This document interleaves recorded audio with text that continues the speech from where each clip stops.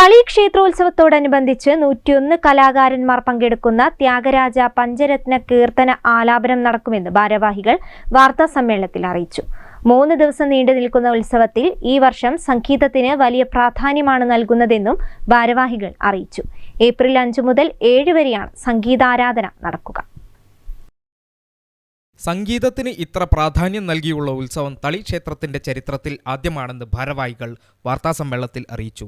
3 ദിവസമാണ് സംഗീതാരാധനയ്ക്കായി ക്ഷേത്ര കമ്മിറ്റി മാറ്റിവെച്ചിരിക്കുന്നത്. ക്ഷേത്രോത്സവത്തിന്റെ ഭാഗമായി ഏപ്രിൽ 5 മുതൽ 7 വരെ പകൽ സമയങ്ങളിലാണ് സംഗീതാരാധന നടക്കുക.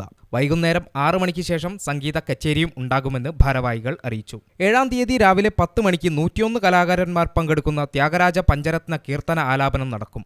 മലബാറിൽ ഇത്തരം പരിപാടി ആദ്യമായാണ് നടക്കുന്നതെന്നും അവർ അറിയിച്ചു. ക്ഷേത്രോത്സവം ഏപ്രിൽ 13 മുതൽ 20 വരെയാണ്. 13-ന് വൈകുന്നേരം നടക്കുന്ന കൊടിയേറ്റത്തോടെയാണ് ക്ഷേത്രോത്സവത്തിന് തുടക്കം കുറിക്കുക. അതിനു മുന്നോടിയായി 8 മുതൽ 13 വരെ ക്ഷേത്രത്തിൽ കലശാദി ക്രിയകൾ ആരംഭിക്കും. ഓരോ ദിവസവും പ്രത്യേക വിശേഷാൽ പൂജകൾ, ഹോമങ്ങൾ എന്നിവയും നടക്കും. 13 തൊട്ട് 20-ാം തീയതി വരെയാണെങ്കിലും അതിന് മുമ്പുള്ള ഒരു കലശമുണ്ട്, ദ്രവ്യകലശം. ഈ ദ്രവ്യകലശം 8-ാം തീയതി തുടങ്ങി 13-ാം തീയതി വൈകുന്നേരത്തെ ഉച്ചപൂജയോടുകൂടെ അവസാനിക്കും. ഈ ദ്രവ്യകലശം എല്ലാ കൊല്ലവും ഞങ്ങൾ നടത്താറുണ്ട്. അത് ചൈതന്യവർദ്ധനവിനും ഇതിനൊക്കെ വേണ്ടിയിട്ട് നടത്തുന്ന ഒരു കാര്യമാണ്. ഈ മഹാരുദ്രം, ഈ കലശാദികൾ, വേദലക്ഷാർച്ചനകൾ, ഇതൊക്കെ കുറച്ച് കൊല്ലങ്ങളായിട്ട് ഞങ്ങൾ നടത്തി വരുന്നുണ്ട്.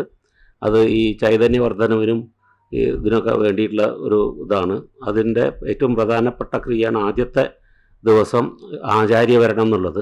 അത് 8-ാം തീയതി വൈകുന്നേരം ദീപാരാധന കഴിഞ്ഞാൽ ശിവൻ്റെയും കൃഷ്ണൻ്റെയും നടക്കിൽ നിന്നിട്ട് ആചാര്യനെ, അതായത് തന്ത്രീനെ വരിച്ചിട്ട് അദ്ദേഹത്തിന് ഈ ക്രിയകൾ ചെയ്യാനുള്ള സമ്മതം കൊടുക്കലാണ് ആചാര്യവരണം എന്ന് പറഞ്ഞാൽ.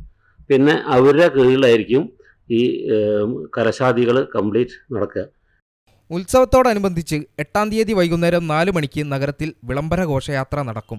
12-ന് സാംസ്കാരിക സമ്മേളനവും നടക്കുമെന്ന് ഭാരവാഹികൾ അറിയിച്ചു. ഉത്സവാഘോഷ കമ്മിറ്റി കൺവീനർ ഉണ്ണികൃഷ്ണൻ PM, രക്ഷാധികാരി ബാലകൃഷ്ണ ഏറാടി, ക്ഷേത്രം ഇൻചാർജ് പ്രദീപ് കുമാർ രാജ, ആറ്റുവാശ്ശേരി മോഹനൻ പിള്ള എന്നിവർ വാർത്താസമ്മേളനത്തിൽ പങ്കെടുത്തു. News bureau, Kozhikode.